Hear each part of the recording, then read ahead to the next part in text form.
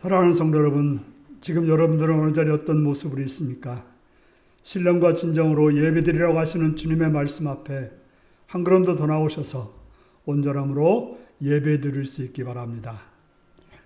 다 같이 묵상 기도 드리시겠습니다.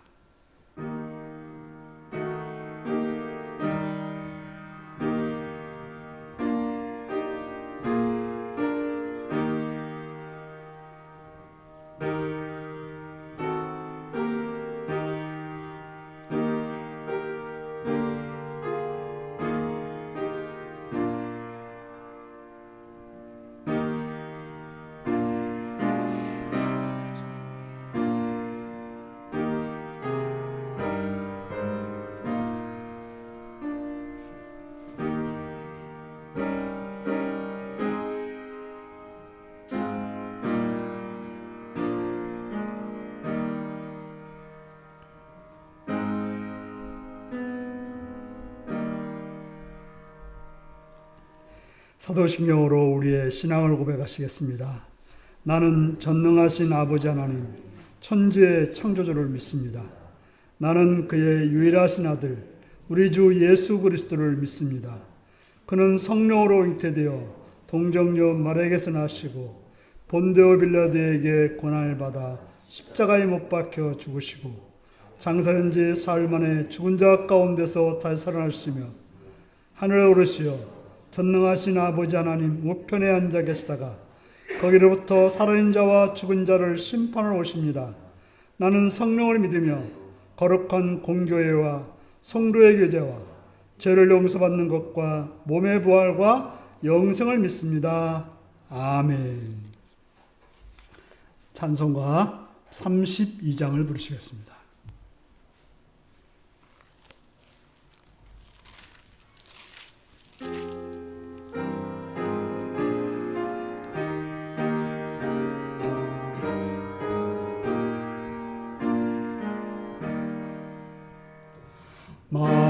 만유의 주제 존귀하신 예수 사람이 되신 하나님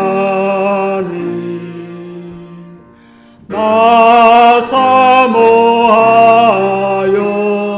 영원히 섬길 내 영광 되신 주로다.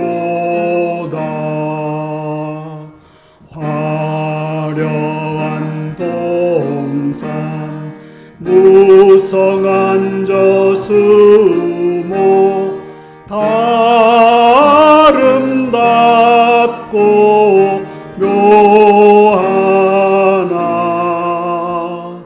순전한 예수 더 아름다워 봄 같은 기쁨 주시네. 광명한 해와 명랑한 저 달빛 수많은 별들 빛나나 주 예수 빛은 더 찬란하여 참 비교할 수 없도다.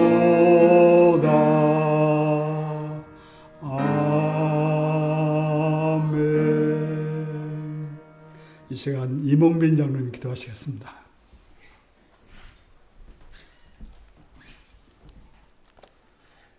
복의 근원이신 아버지 하나님, 오늘도 사랑하는 자녀들을 복된 예배의 자리로 불러주심을 감사드립니다.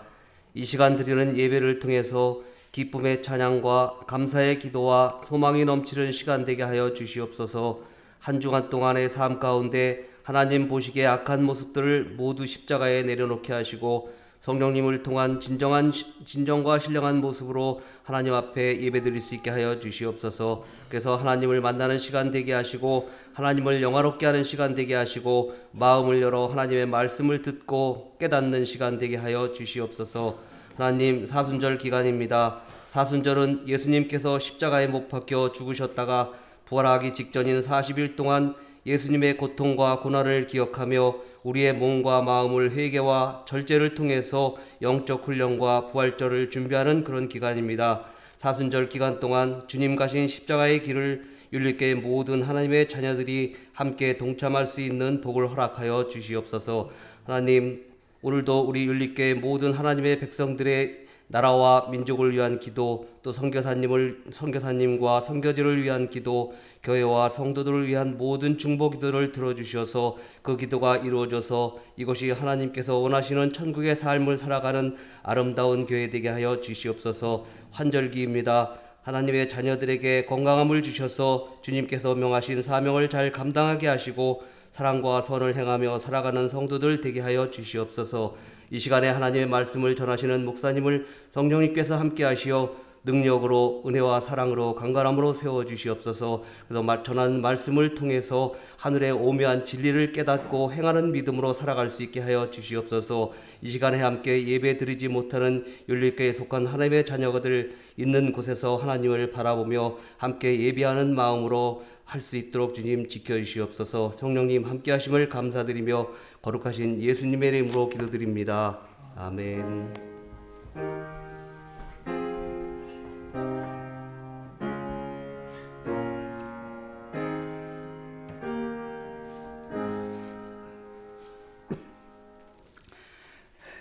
이 시간 우리에게 주신 하나님 말씀은 누가복음 22장 24절에서 30절까지 말씀입니다.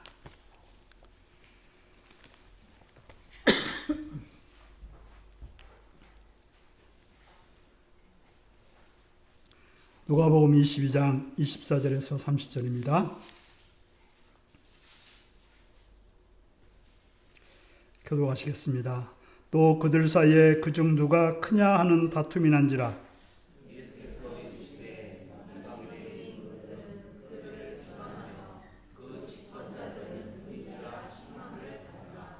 너희는 그렇지 않을지니 너희 중에 큰 자는 젊은 자와 같고 다스리는 자는 섬기는 자와 같을지니라.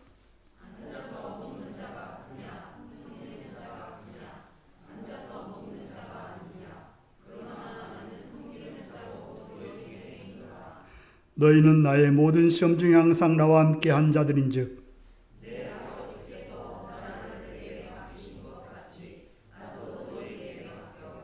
너희로 내 나라에 있어 세상에서 먹고 마시며 또는 보좌에 앉아 이스라엘 12지파를 다스리게 하려 하노라.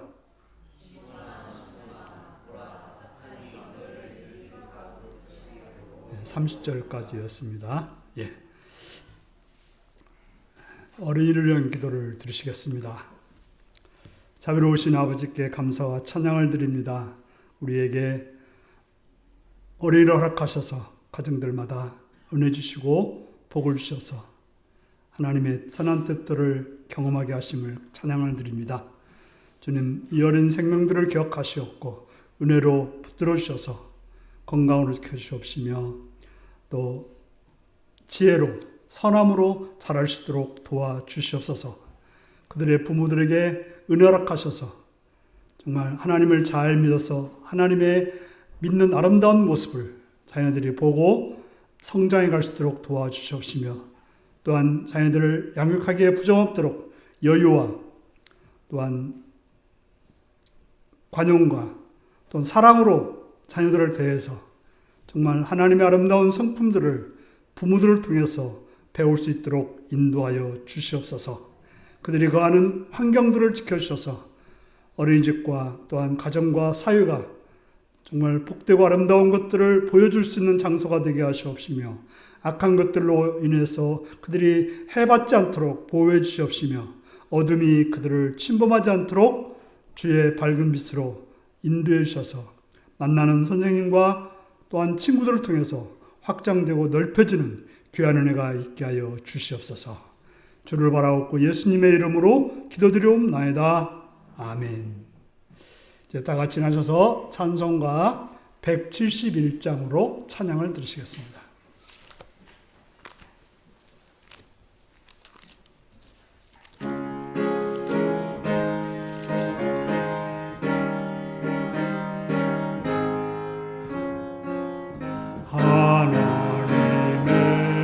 하나님의 독생자 예수 날 위하여 오시었네. 내 모든 죄 사시려고 십자가 지셨으나 다시 사셨네. 살아계신 주 나의 참된 소망 두려움이 사라지네. 사랑의 주네 갈 길 인도하니 내 모든 삶의 기쁨 늘 충만하네. 주 안에서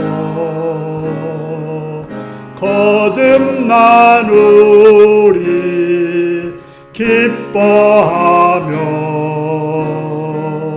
찬양하리. 가슴 속에 넘치는 확신 우리의 가는 길에 소망 넘치네. 살아계신 주 나의 참된 소망 두려움이 사라지네. 사랑의 주네 갈 길 인도하니 내 모든 삶의 기쁨 늘 충만하네.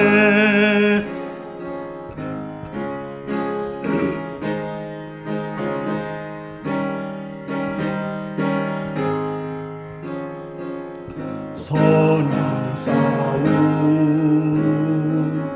다 마친 후에 우리 주님 배우리라. 사망 권세 다 물리치고 주님이 다스리니 영광 넘치네. 살아계신 주 나의 참된 소망 두려움이 사라지네. 사랑의 주네 갈 길 인도하니 내 모든 삶의 기쁨 늘 충만하네. 아멘.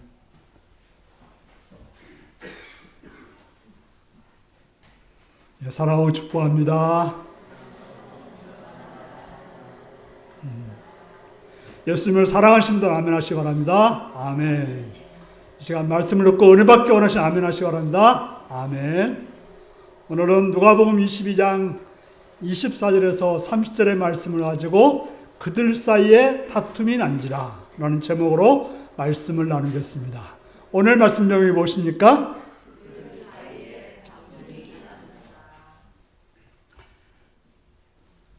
구약성경에 나오는 이스라엘이 나라 이름을 정할 때 왜 이스라엘이라고 했을까요?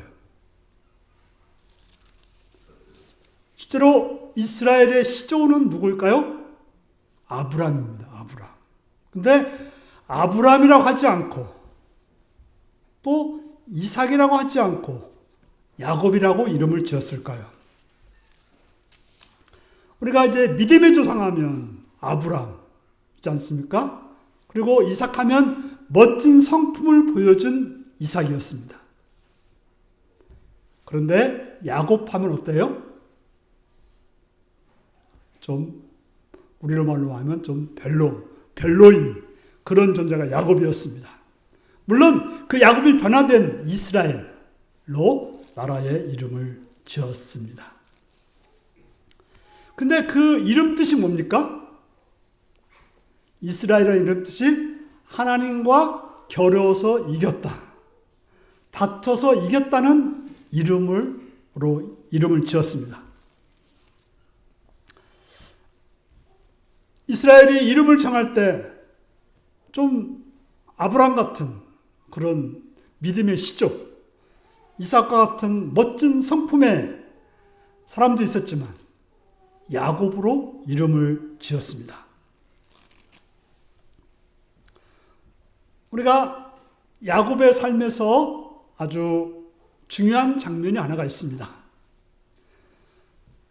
야곱은 가나안 땅에 살고 있었는데 기근이 생겨서 굶어 죽을 지경이 되어서 자녀들을 보내서 애굽에 가서 애굽은 풍년 양식이 있다는 소식을 듣고 양식을 사오라고 합니다. 그래서 몇 번 사러 갔다가 무슨 소식을 들어요? 잃어버렸던 아들이, 죽은 줄 알았던 아들이 애굽의 총리가 되었다는 소식을 듣고 바로 야곱이 애굽 왕 앞에 애굽에 가게 되는 것입니다. 그리고 애굽에 가서 바로 왕에게 그 앞에 서게 되었습니다. 그래서 창세기 47장 7절에서 10절의 말씀을 보면 그 애굽 왕이 그 야곱에게 질문합니다. 내 나이가 몇이냐? 내 나이가 얼마냐고 묻습니다. 여기서 나이가 얼마냐고 묻는 것은 단순히 그저 몇 살이냐고 묻는 것보다는 인생을 얼만큼 어떻게 사셨느냐고 묻는 것입니다.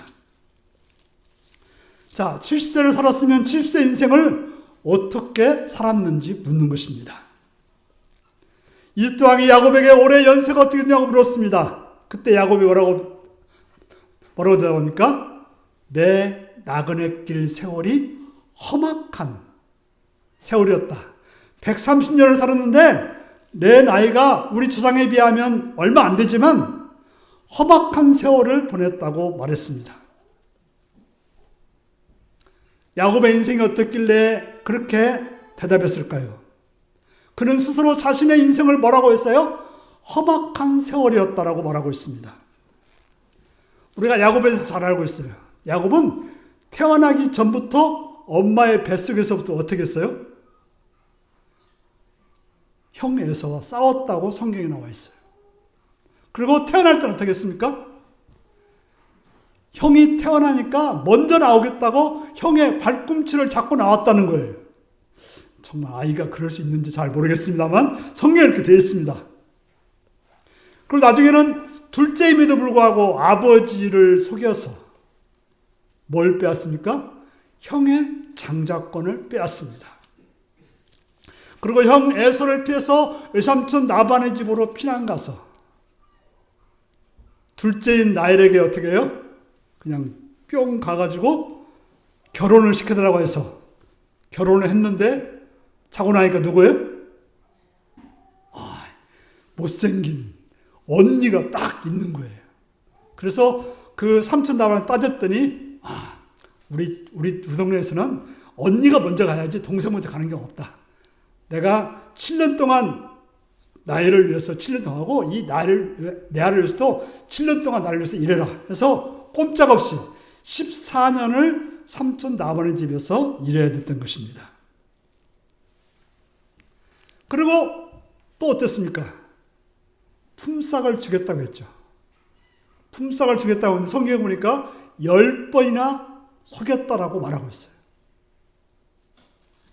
그래도 야곱은 그런 불리한 상황 속에서 신풍나무의 껍질을 벗겨서 양들이 밥 먹는 곳에 두어가지고 얼룩덜룩한 양을 많이 낳게 해서 야곱은 부자가 됩니다. 그러니까 어떻게 해요? 부자가 되는 것을 시기한 라반과 그의 아들들이 야곱을 쫓아내 싶다 해서 삼촌 라반의 집에 나오다가 누굴 만나요? 야복강에서 천사를 만나서 천사한테 한 대 딱 맞고 절름발이가 되고 맙니다. 그런데 그렇게 해서 이제 가나안 땅 와서 잘 먹고 잘 살 줄 알았더니 무슨 일이 벌어져요? 아들들이 자기가 가장 사랑했던 아들이 누구죠? 요셉을 시기 질투해서 죽이진 않았지만 애굽에다 팔아버리지 않습니까? 그리고 뭐라고요? 짐승에게 잡아먹혀서 죽었다. 이렇게 해서 사랑했던 라헬을 사랑했는데 라헬이 낳은 그 첫째 아들 요셉이 죽었다는 소식을 듣고 가슴에 응어리를 안고 살게 됐던 것입니다.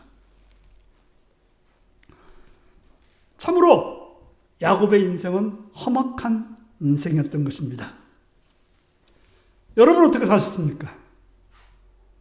여기 이제 뭐 거의 90세 다신 분도 있고 뭐 여러분들이 계시지만 여러분의 삶은 평탄하고 아무 일이 없으셨습니까?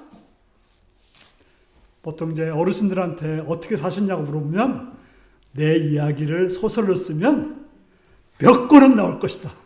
이렇게 말들 하십니다.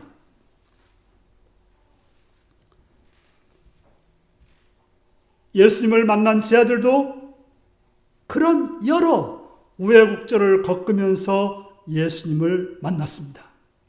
예수를 만나서 무슨 생각을 했을까요?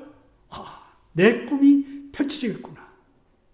나의 놀라운 소망이 이루어지겠구나 라고 생각했던 것입니다. 그래서 희망을 가지고 예수님을 따랐습니다.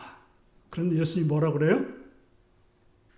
난 예루살렘에 가면 고난을 받고 죽는다고 말하는 것입니다.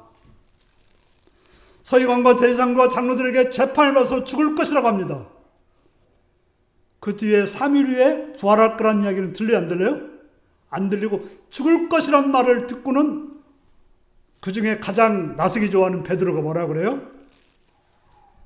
절대 그럴 수 없습니다. 라고 예수님을 말렸을 때 예수님이 뭐라고 그래요? 사탄아 물러가라 하면서 그렇게 말리는 베드로를 사탄이라고 말했던 것입니다. 그래서 뭐라고 그래요? 너는 하나님 일은 생각하지 않고 사람 일만 생각한다고 책망했습니다. 사람이 사람의 일을 생각하지 않을 수 있을까요? 베드로는 당연히 사람의 일을 생각했던 것입니다. 아마도 베드로가 예수님께 대들고 싶어서 막 한마디 하고 싶었지만 성경에는 나와 있지는 않습니다.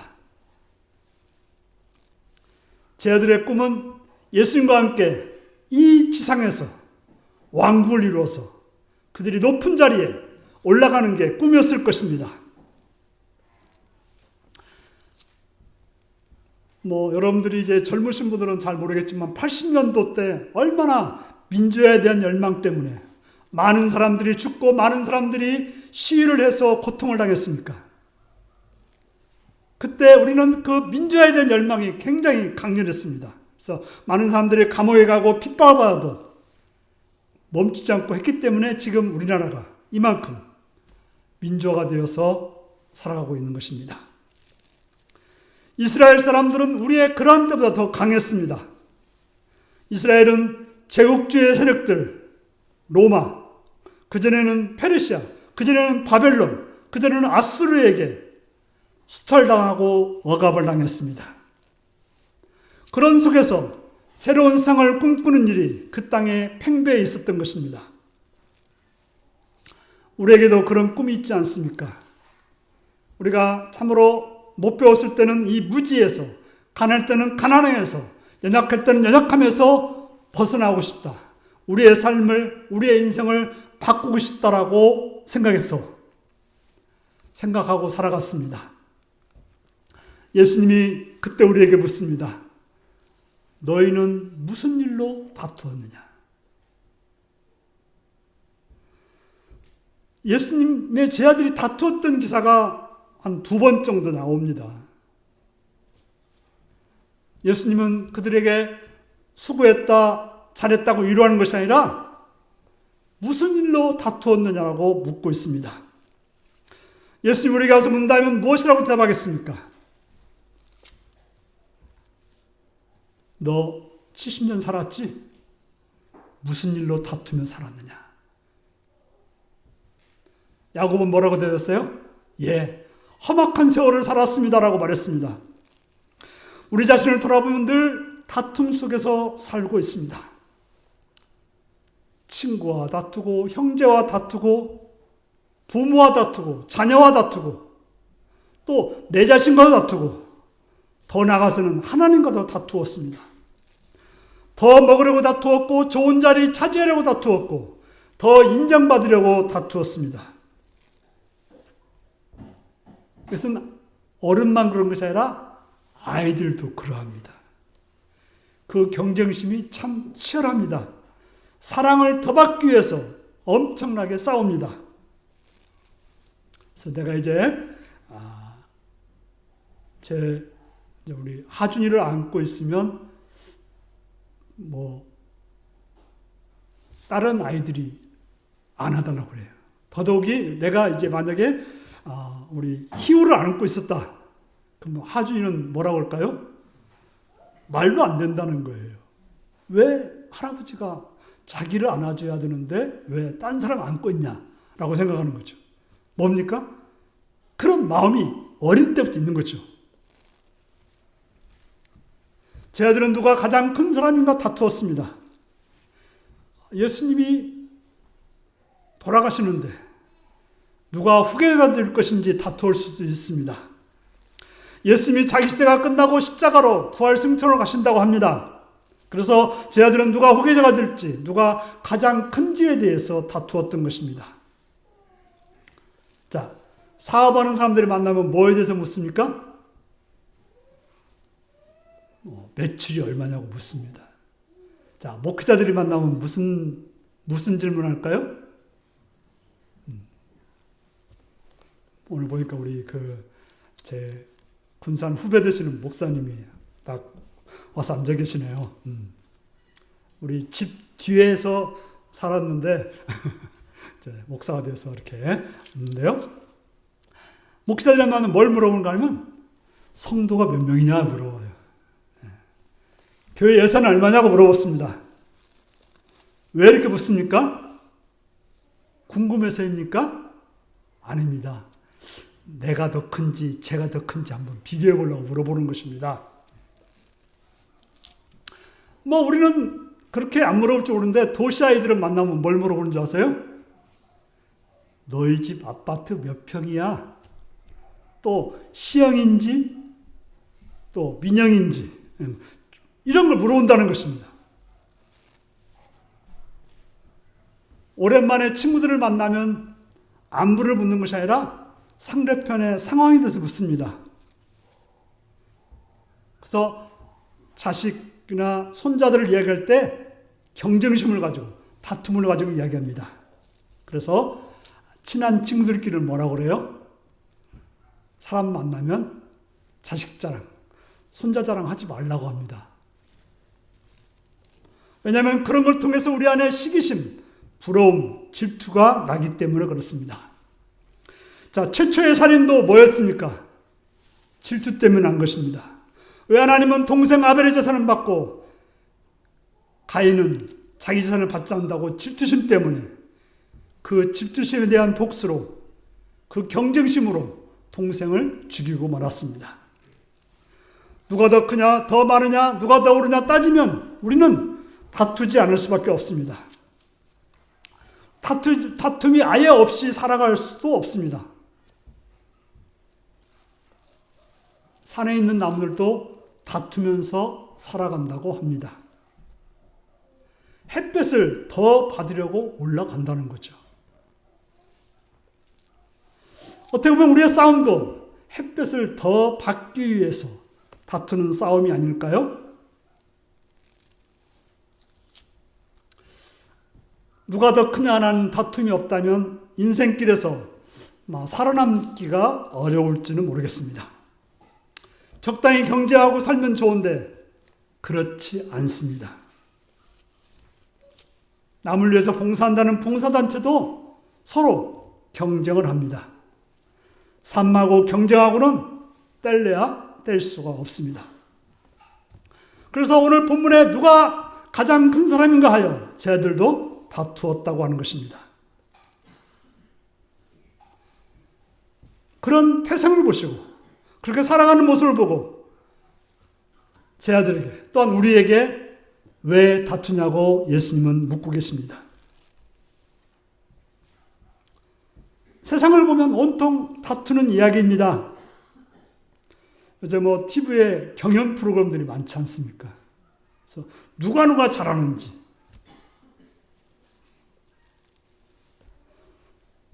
우리는 이런 모습 살면서 잘했다고 박수치고 애석해하며 안타까워하기도 합니다. 아이들을 학교를 보내면서도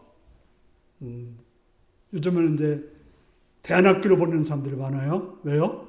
좀 덜 경쟁했으면 좋겠다 하는 그런 마음 때문에 그렇게 하는지도 모르겠습니다.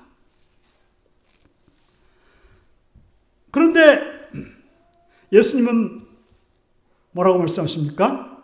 누구든지 첫째가 되고자 하면 모든 사람의 꼴찌가 되어서 모든 사람을 섬겨야 된다라고 말씀하고 있습니다. 그것도 자발적으로 그래야 된다는 것입니다. 이게 가능한 일일까요?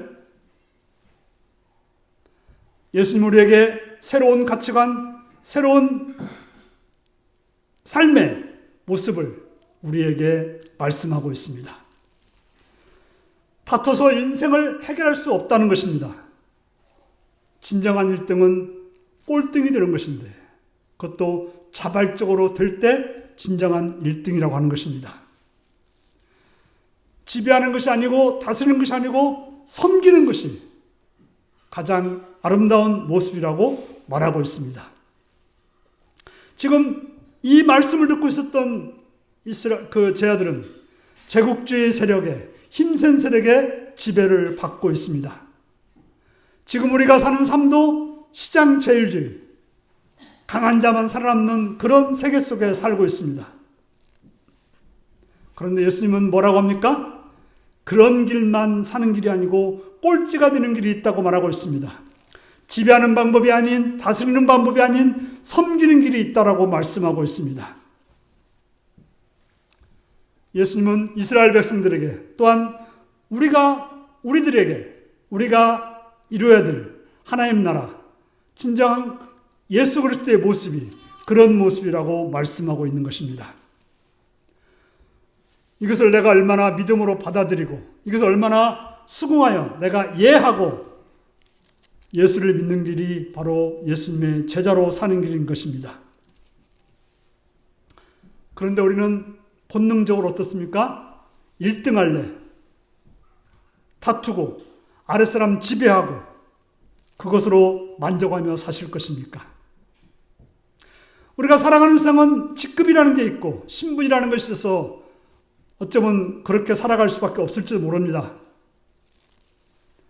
그런 세상과 상관없이 진정으로 사람이 되고 1등이 되는 길은 지배하고 다스리는 것이 아니라 오히려 섬겨야 된다, 봉사해야 된다라고 예수님은 말씀하고 있습니다.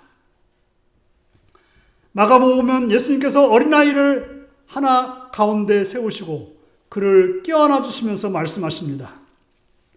내 이름으로 이런 아이 하나를 영접하면 나를 영접하는 것이고 그것은 나를 영접하는 것이 아니고 나를 보내신 이를 영접하는 거라고 말씀하고 있습니다.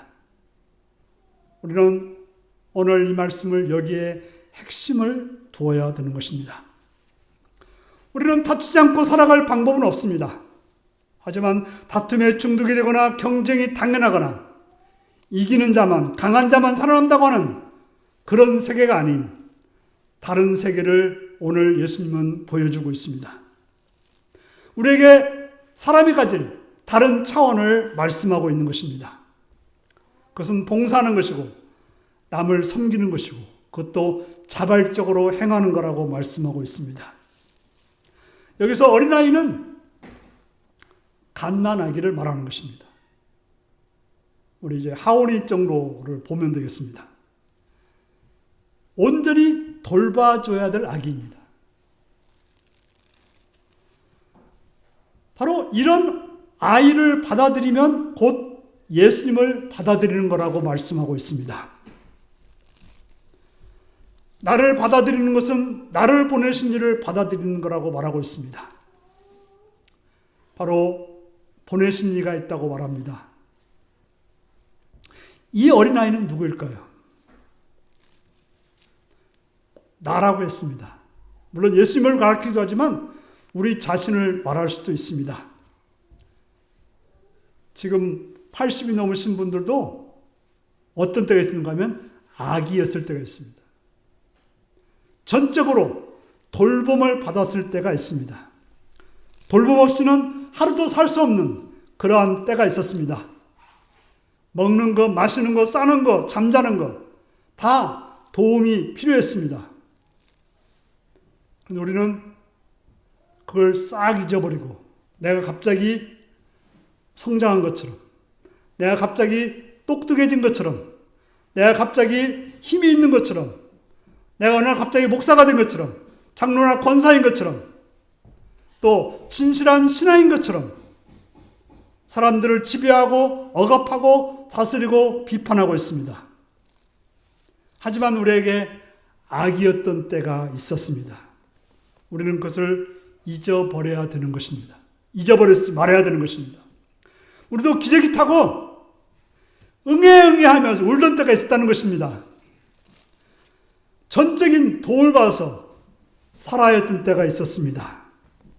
그런 어린아이 하나를 영접하면 나를 영접하는 것이고, 나만 영접하는 것이 아니라 나를 보내신 하나님을 영접하는 거라고 말하고 있는 것입니다. 여러분들이 어린아이 때 어떻게 살아남아서 지금 살고 계십니까? 어린아이는 할 수 있는 게 우는 일밖에 없어요. 배고파도 울고요. 잠아도 울고요. 좀만 더워도 울고 다 웁니다. 그저 울 때 전적인 섬김을 통해서 그 아이가 자라게 되는 것입니다. 우리 주변에는 그런 어린아이가 있습니다. 우리의 도움이 필요한 아기가 있습니다.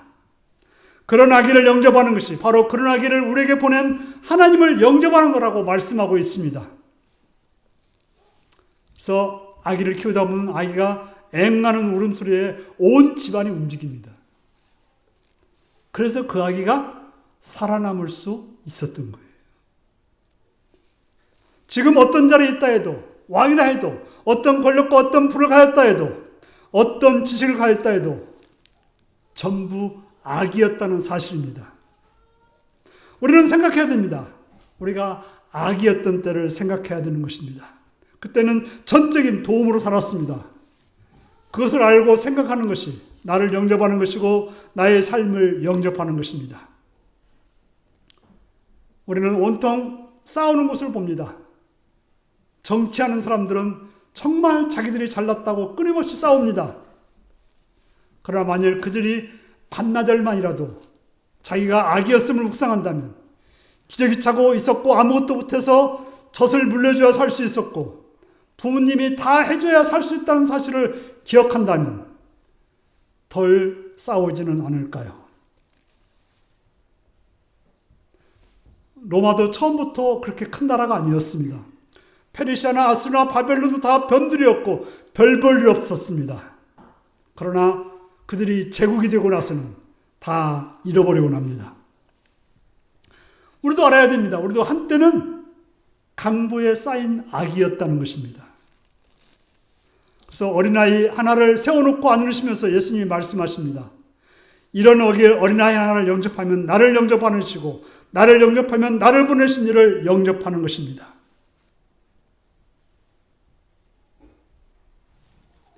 다시 말하면 다툼에 사로잡혀서 내가 누구인지, 이웃이 누구인지 잊어버리지 말아야 된다고 하는 것입니다. 우리가 진정으로 되고 싶고 살고 싶은 삶은 억압하고 다스리고 빼앗는 그런 것에서 쾌락을 느끼는 삶이 아닙니다. 진정한 사람으로 누릴 최고의 기쁨은 아기를 돌볼 때 인간이 누릴 수 있는 최고의 기쁨입니다. 둘째 딸이 그런 말을 하더라고요. 아기를 젖먹일 때가 그때가 가장 행복한 순간이었다라고 말합니다. 바로 섬겼을 때 그때 최고의 기쁨을 누리게 되는 것입니다. 바로 예수님은 무엇 때문에 이 땅에 오셨다고 합니까?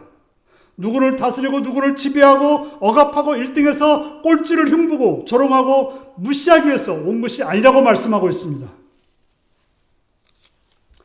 우리 인생의 최고의 기쁨도 섬겼을 때인 것입니다. 그래서 어린아이 하나를 데려다가 우리에게 잊어버렸던 원래 삶의 원형을 예수님은 일깨워주고 있습니다. 제 아들에게 예수님은 무슨 일로 다투었냐고 묻습니다. 우리에게 묻습니다. 여러분의 인생이 어땠느냐고, 무엇 때문에 다투고 있냐고 묻습니다. 허박한 세월을 살았는데 가깝게는 자식들에게 직장에서 내가 가진 자리, 내가 가진 역할로 사람들을 섬기고 곤란한 문제를 해결해주고 막힌 걸 뚫어주고 문제를 해결해줬을 때, 섬겼을 때, 봉사했을 때 그때가 기뻤습니다라고 말할 수 있는 여러분들이 되시기 바랍니다. 그때가 내 삶의 짤이 됐습니다라고 대답할 수 있기를 바랍니다. 여러분들이 가장 잘하는 것으로 다른 사람들의 문제를, 어려움을 해결해 줬을 때 그때가 가장 기뻤을 것입니다. 세상에 도취되어 그때 나오는 희열에 도취되어 나도 모르는 사이에 짐승이 되어가고 있는 때에 주님은 우리에게 묻습니다. 무슨 일로 다투었느냐? 그러면서 인생이 그런 것만 있지 않다라고 말씀하고 있습니다. 그래서 우리에게 다시금 권고합니다. 우리도, 여러분도 한때는 강보에 쌓인 악이었다는 사실입니다. 하루아침에 성장하는 사람이 없고, 하루아침에 어른되는 사람이 없고, 하루아침에 강해지는 사람이 없고, 하루아침에 잘나지는 사람이 없는 것입니다. 누군가 여러분들을 섬겨주었기 때문에 살아남은 것이라고 말씀하고 있습니다. 우리 주님이 보여주셨고 그것을 성령님께서 우리에게 말씀하고 있습니다. 그러한 길을 묵상하시면서 삶을 살아가시는 복된 여러분들이 되시기를 바랍니다. 기도하겠습니다. 사랑하는 성도 여러분, 주님께서 무엇 때문에 다투었냐고 묻고 있습니다. 그때 여러분들은 무슨 생각을 하며 어떻게 행동하기를 원하십니까? 오늘 말씀을 기억하시면서 어린아이 하나를 영접하는 그런 마음으로 삶을 살기 위해서 다 같이 기도하시겠습니다.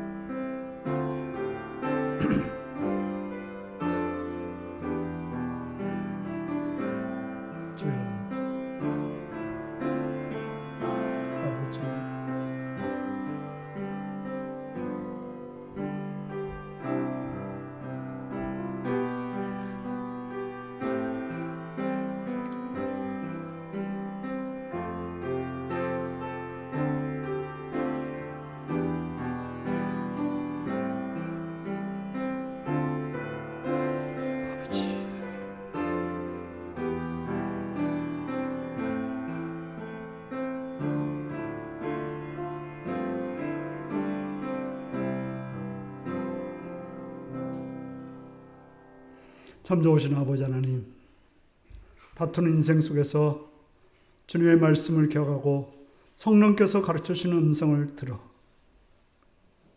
섬기는 자로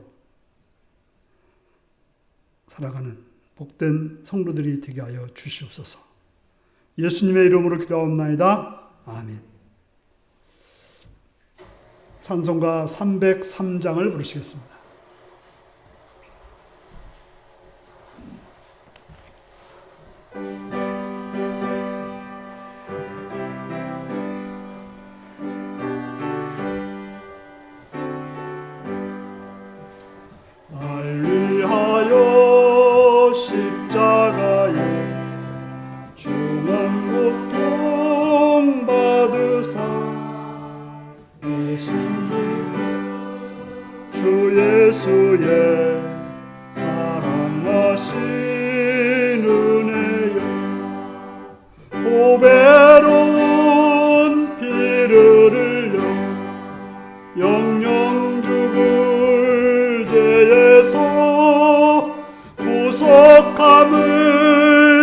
받은 우리 어찌 찬양 안 할까.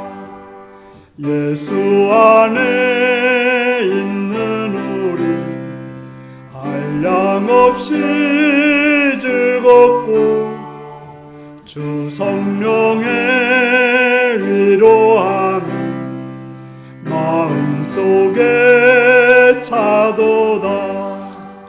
천국 음악 소리 같은 은혜로운 그 말씀 끊임없이 듣는 우리 어찌 찬양 안 할까. 이 세상의 모진 풍파 쉬지 않고 불어도 주님 안에 보호받는 우리 마음 편하다. 늘 깨어서 기도하고 저 천국을 바라며 주님만을 기다리니 어찌 찬양 안 할까.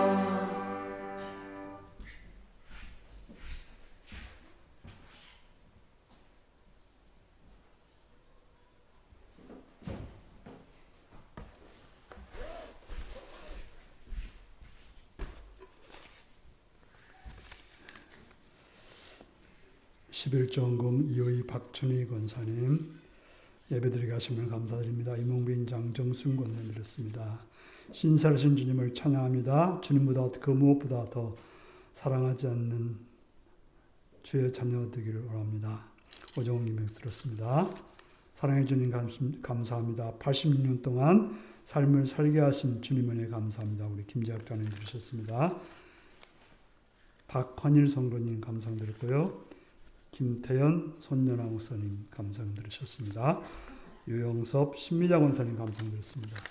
최연구 사님 감상 드렸습니다. 기도하시겠습니다. 자비로우신 주님의 은총을 찬양하며 감사합니다. 이 시간도 사랑해 주셔서 주 앞에 나와 예배드리며 물질들여 헌신하며 생각하게 됨을 감사합니다. 하나님이 주인 되시고 모든 게 되시는 그런 믿음으로 11조를 드린 성도들을 기억하시옵고 그들의 생애가 하나님께서 약속하신 대로 풍성함으로 강건함으로 복됨으로 인도하여 주시옵소서. 또한 여러 가지 재물을 가지고 감사하는 손길들을 기억하시고 그들의 감사와 그들의 소원을 선하게 응답해 주시옵시며 더 많은 감사로 그들의 삶이 충만케 하여 주시옵소서. 또한 주일원금으로 주 앞에 드린 손길들이 있사오니 그들을 기억하시옵고 그들의 생애가 온전히 주 앞에 늘 드릴 수 있는 아름다운 것으로 드릴 수 있는 복된 삶이 되게 하시옵고 풍성한 은혜 주시옵시며 준비하지 못하여 드리진 손길에도 은혜락하셔서 늘 드릴 수 있는 바른 선한 마음을 가지게 하여 주옵소서. 감사드리옵고 예수님의 이름으로 기도드리옵나이다. 아멘.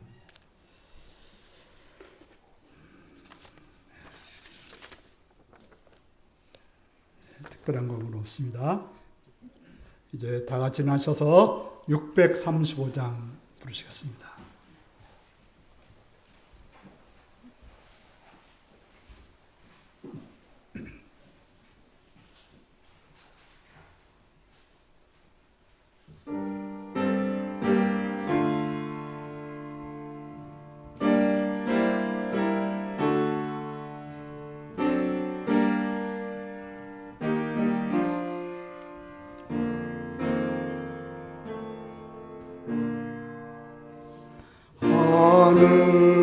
하늘에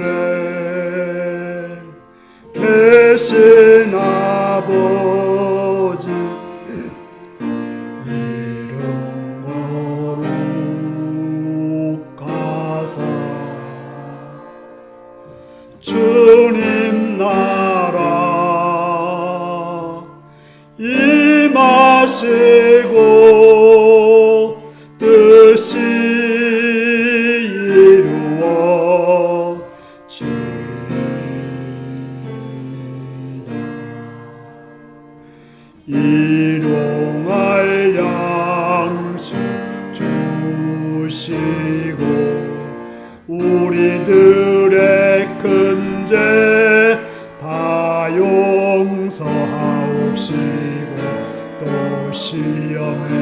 들게 마시고 악에서 구원하소서. 대개 주의 나라 주의 권세 주의 영광 영원히 아멘. 사랑하는 성도 여러분, 다투며 살아가는 세상 속에서 어린아이 하나를 영접하라고 말하고 있습니다.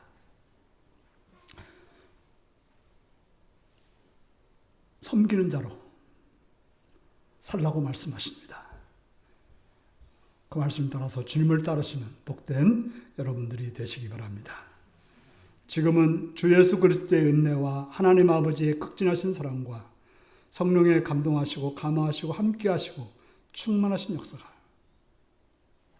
오늘도 다투는 세상 속에서 섬기는 자로 주님을 따르기로 결단하는 성도들과 그 가정과 일터 위에 지금부터 영원토록 함께하옵기를 축원하옵나이다. 아멘.